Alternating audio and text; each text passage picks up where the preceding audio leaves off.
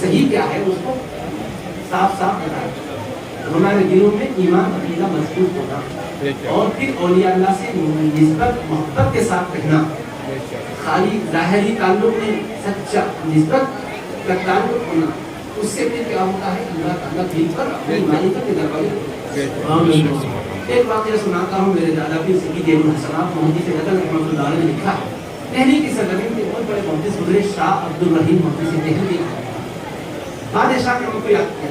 بادشاہ کے بلاوے پہ بجا رہے تھے, نہا دھو کر کپڑے تبدیل کر کے عمدہ لباس میں تبدیل کر کے جا رہے تھے. تو راستے میں آپ نے دیکھا ایک چھوٹی نالی میں ایک کتا پھنس گیا, نکل نہیں سک رہا. حضرت نے کہہ رہے کتے کو تکلیف ہو رہی ہے, اپنے خادم کو بولے میاں ذرا اس کتے کو نکال. اب خادم صاحب کو خیال آیا کتے کو نالی میں سے نکالنا چاہا. ذرا اس کے پیشانی پر ناگواری محسوس کی. حضرت خود آستین چڑھائے اور اس کتے کو رضیا سے نکالے. بالکل ٹھٹر گیا تھا, سبھی سے اکڑ گیا. حمام کے پاس گئے. پہلے حمامات ہوتے تھے جہاں پر گرم پانی رہتا تھا, غسل کے لیے لوگ بھی جاتے تھے. آپ کو حمام کے ذمہ دار سے بات کی اتنی اجرت طریقے کو دے دے اور گرم پانی میں ملاتے. پھر کتے اکڑ گیا تھا, تھوڑا سا اس کے لیے کچھ خوراک کا بندوبست کر کے پیسے آگے بڑھ گئے.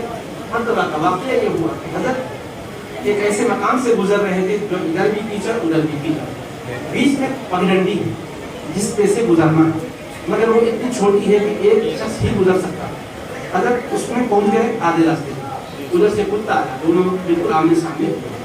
اب دونوں میں سے کوئی ایک نیچے اترنا تو آگے گزر سکتا. اب حضرت ٹھہرے میں کتا نیچے اترنا, کتا دیکھ رہا حضرت اترنا. یہ منظر دیکھا جا رہا. آخر حضرت بولے ارے کتے تو اتر جا. اللہ سے بولے تو اتر جا. کیوں؟ اس لیے کہ میں اگر اتروں گا تو میرے کپڑے ناپاک ہو جائیں گے, نماز پڑھنا ہے مجھے, اور تیرے جسم کا معاملہ یہ کہ تو اترے گا, کیچڑ لگے گا بھی, تو سن گیا تو نقصان ہو جائے گا. ایسا بولے اتر. تو کتا کیا جواب دے رہا سنو, وہ بھی کتا سب بول رہا اجی حضرت آپ جو ہے ایسا نہیں بول رہے ہیں کہ مجھ کو اتر بول کے آپ بھی اتر سکتے نا. حضرت تک جواب دیے تو اس کا مطلب یہ ہے کہ آپ اپنے کو بہتر سمجھ رہے مجھ سے. تو بولے ارے میاں ایسی تو جو ہے بدگمانی کیوں کر رہا, اصل میں یہ ہے کہ میرے کپڑے ناپاک ہو جائیں گے, مجھے دھونا پڑے گا, اور تیرے جسم کو ناپاکی کا مسئلہ نہیں ہے, تیرے لیے کوئی نماز پڑھنے کے احکام نہیں ہے, تو اترے گا تو تیرا جسم سوکھ جائے گا تو ہو سکتا. تو اس نے کیا جواب دیا معلوم؟ اب دیکھیں کتا بول رہا جی حضرت آپ کے کپڑے اگر گندے ہوں گے تو سنیے ایک لوٹا پانی استعمال کرنے سے وہ کپڑے دھل سکتے ہیں, لیکن جو مجھ سے بہتر ہے کہہ کر جو انا آئی ہے اس کو 7 سمندر کے پانی سے دھوئے کبھی پاک نہیں ہو سکتا. یہ کتا بولا. حضرت کی آنکھوں میں آنسو آ گئے, یہ کتا نہیں بول سکتا, یہ تو اللہ نے اس سے کوئی حضرت اتر گئے, کتا آگے بڑھ گیا. آگے بڑھے تو الہام ہوا, اے شاہ عبد الرحیم تمہیں معلوم ہے آج جو تم کو علم ملا یہ اس سے پہلے ملا تھا کیا؟ کہا نہیں, یہ بات تو پہلے نہیں سمجھا تھا, پر یہ علم کیوں ملا؟ تم نے اسی کتے کی جنس کے ایک کتے پر احسان کیا تھا تو ہم نے اس کا بدلہ اسی کے جنس کے کتے سے دلوا لیا. آج یہ کتا تم کو وہ مسئلہ بتایا کہ تمہارے ذہن میں پہلے کبھی نہیں تھا. ہم بتانا چاہتے ہیں کہ ہماری کسی محبوب پر بھی احسان کرنے والے کو ہم کیسا بدلہ عطا کرتے ہیں. اللہ والے چھوٹی چھوٹی نیکی کو بھی کرتے تھے, ہم لوگ بہت بڑی نیکی کو نیکی سمجھتے, چھوٹے اس سے کیا ہوتا. حضرت نصیحت فرما رہے چھوٹی نیکی جیسا معمولی سمجھ کے چھوڑیں گے تو یہ محرومی ہوگی, بڑی نیکی کو جیسا نعمت سمجھ کے کرتے چھوٹی نیکی کو بھی نعمت سمجھ کے, اور جیسے بڑے گناہ کو خطرناک ہے کہ بچتے چھوٹے گناہ سے بھی اسی بچتے. شیطان وسوسہ ڈالتا, ارے میاں اتنے بڑے بڑے گناہ نہیں چھوڑے تم, یہ چھوٹے چھوٹے گناہ چھوڑ کے کوسے متقی بنتے نہیں ہوتا. لیکن ہم کیا کرنا, توفیق الہی سے جو گناہ چھوٹنا چھوڑتے چلے جانا, اور جس نیکی کی توفیق ملے کرتے چلے جانا. ان بولتا بابا نماز نہیں پڑھا بیٹا 11ویں کرا تو کیا ہوتا. یقیناً نماز نہیں پڑھنا گناہ ہے, لیکن نماز نہیں پڑھا بول کوئی اور نیکی بھی نہیں کرنا ہے. اب ہم بولتا بابا زکات نہیں دے رہا اس میں جاتا ہے, تو یقیناً زکات نہیں دے رہا تو گناہگار ضرور ہے. اللہ سے ہم اس کے لیے توفیق کی دعا مانگتے ہیں اور اس کو نصیحت کرتے ہیں کہ زکات ضرور ادا کر, جب صاحب نصاب ہے تو زکات دینا ضروری ہے تیرے لیے. لیکن اس کا مطلب یہ نہیں ہے کہ بڑی نیکی نہیں ہوئی تو چھوٹی نیکی بھی نہیں کرنا. الٹا سمجھتے بڑی نیکی میں ہے چھوٹی بھی نہیں کرتا، ایسا نہیں ہے. جو بھی نیکی کا موقع مل رہا کرو. کیا عجب ہے کہ اس نیکی کی برکت سے اللہ اس کی بھی توفیق عطا کرے. اور بسا اوقات چھوٹی نیکی سے بڑے بڑے گناہ بھی معاف ہو جاتے ہیں. بخاری شریف مولانا تو باقاعدہ آپ کے شہر ناندیڑ میں 10 پہ 10 دیتے جا رہے. اللہ ان دل میں برکت دے اور صحت عام کرے. تو صحیح بخاری شریف میں حدیث پاک ہے کہ ایک عورت تھی عائشہ. عائشہ کا مطلب کسی گناہ گار نہیں. ایک کنویں کے پاس گزری، کتے کو دیکھی پیاس سے تڑپ رہا. اس کے دل میں رہے کنواں سامنے تھا، ڈول رکھا ہوا تھا، پانی نکالنا چاہتی تھی، ڈول میں رسی ہوئی. تو کیسا کہ تم کیا اپنا جو چرمی موزہ تھا، چمڑے کا جو جوتا تھا اس کو نکالی، کونی سے پانی اندر ڈال میں اس میں سے پانی نکال کے کتے کو پلائی. جان بچ گئی کتے کی. سبحان اللہ. یہ تہجد بھی نہیں پڑی، فرض بھی ادا نہیں کی. چھوٹا سا مخلوق، چھوٹی مخلوق کے ساتھ احسان کیا. اس کی جان بچ گئی. میرے آقا فرماتے ہیں اللہ نے اس کے سارے گناہ معاف کر دیا. سبحان اللہ. چھوٹی نیکی کو بھی معمولی سمجھ کے مت چھوڑو، اس سے بھی اللہ کا فضل ہے. یہ قتلار عورت کے بارے میں بھی آیا بخاری میں، مرد حصہ کہہ کر بھی جاپا کرتا ہے. چھوٹی چھوٹی نیکیاں اتنا بڑا اللہ کا فضل دینا قسمت ہے. اس وجہ سے اللہ کے اولیاء ہمیں اس بات کی تعلیم اور ترقی فرماتے ہیں کہ ہم اپنی زندگی کو ہمیں سمجھ کر اللہ اس کے رسول کو راضی کرنے کی کوشش کریں. حضور پاک علیہ السلام کی بابت کا زندگی کے 2 حصے، خلوت والا حصہ اور بیرونی زندگی کا حصہ. بیرونی زندگی کا حصہ صحابہ کرام سے مرد حضرات سے ہم تک پہنچا ہے، اور گھریلو زندگی کا حصہ مصطفیٰ کے ازواج مطہرات سے، مصطفیٰ کی پاکیزہ بیٹیوں سے ہم تک پہنچا ہے. تو اس وجہ سے میں نے اس کو سامنے رکھا تاکہ وہ ذلیل ذہنوں کا ذہن جو زندگی پھیلانے کا ہے اس پر بھی ہمارا جواب سامنے آ جائے کہ ازواج مطہرات تو ایسے زائد ہیں، اس کے پیچھے کئی حکمتیں ہیں. ذاتی غرض نہیں ہے اس کے پیچھے. مصطفیٰ کی تعلیم عورتوں تک پہنچنا یہ بھی غرض ہے، اور بیوگان کے لیے مصطفیٰ سہارا بھی قائم فرما دیے. اور ان میں جن سے نکاح ہوئے کچھ وہ بھی تھی کہ جن کے بارے میں اس بات کا خطرہ تھا کہ ان کے بیوہ ہونے کے بعد ان کے خاندان والے ان کو مجبور کر کے کچھ ان تک لے کر پہنچا دیں. میرے آقا نے ان سے نکاح فرما کر ان کی حفاظت فرما دی. تبلیغی مقصد کے لیے کیا، سماجی مقصد کے لیے مصطفیٰ نے کیا، ملک کے انتظام کے لیے مصطفیٰ نے کیا.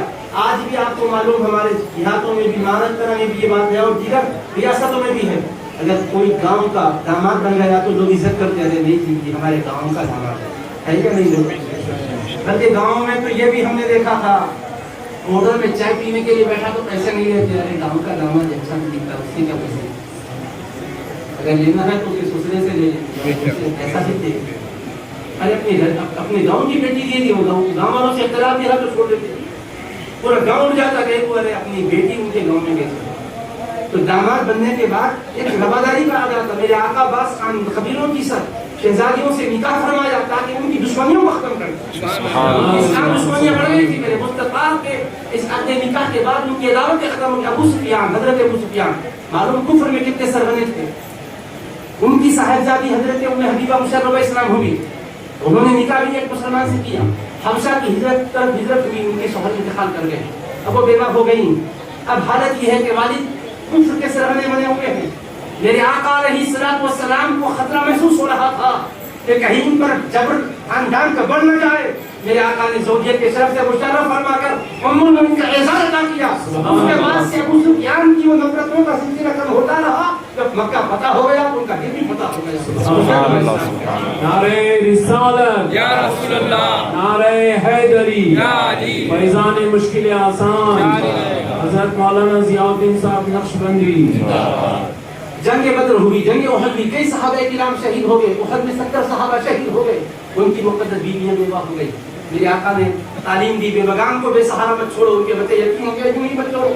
اور عملاً بھی مصطفیٰ نے نکاح فرمایا اور اس کے ذریعے سے ان بیوگان کی حفاظت فرمائی، ان کے یتیم بچوں کی مصطفیٰ نے پرورش فرمائی. یہ حکمتیں رہی میرے مصطفیٰ نے.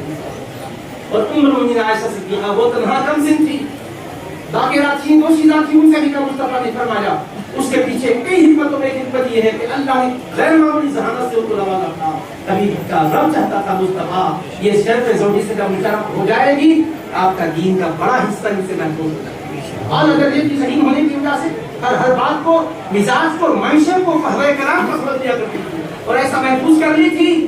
کچھ یہ ہمارے علماء موجود ہیں یہ اور سارے مولانا شمسدین صاحب کی مثال دیا تو اس کا مطلب یہ نہیں کہ دیگر علماء نہیں ہے، سارے علماء قرآن حدیث پڑھے ہوئے. پوچھیے گا ان حضرات سے کہ حبیب پاک علیہ الصلوۃ والسلام کی اس زوجہ مطہرہ کے علم کا یہ عالم تھا کہ صحابہ کرام بڑے بڑے بعض مسائل حل نہیں کر سکتے تھے تو آپس میں سر جوڑ کر بیٹھتے تھے اور کہتے تھے کہ بس ام المؤمنین کے دربار میں حاضر دینا چاہیے، یہ مسئلے کا حل ام المؤمنین ہی نہیں کر سکتی. صحابہ کہتے ہم پر جب کبھی کوئی مشکل وقت آتا ام المؤمنین کا دروازہ کھٹکھٹاتے تو ان کی بارگاہ سے علم کی خیرات بڑے سے بڑے اشکال کا علم ملتا تھا. حکمت تھی مصطفیٰ کی، ابھی ذاتی غرض کے لیے بھی قاضی فرمائے، اللہ کے حکم پر امت کی بہبود کے لیے کیے، امت کی حفاظت کے لیے، شریعت کی پاسبانی کے لیے فرمایا.